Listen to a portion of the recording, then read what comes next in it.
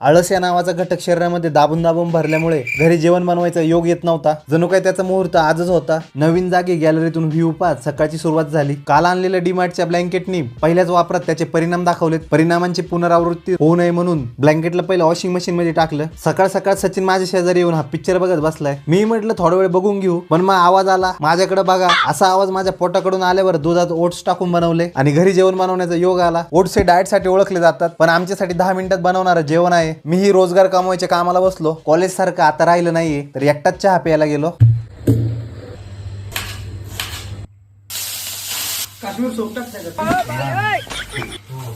रात्रीसाठी भुर्जी बनवली. जेवण करून झालं आणि रात्री झोपायला अंगावरचं घेतलंय आणि गादी घ्यायची राहिली. त्यासाठी गादी घ्यायला निघालो. आम्हाला तर माहित होतं कोणती गादी घ्यायची, तरी बळच सगळ्या गादींविषयी माहिती घेतली. 5 मिनिटात येतो म्हणणारा मित्र उजेड्यामध्ये दिसत नव्हता. एवढा वेळ झालेला का आता फक्त दुकान बंद करायचं राहिलं होतं. तितक्यात तो आलाय. गाडीमध्ये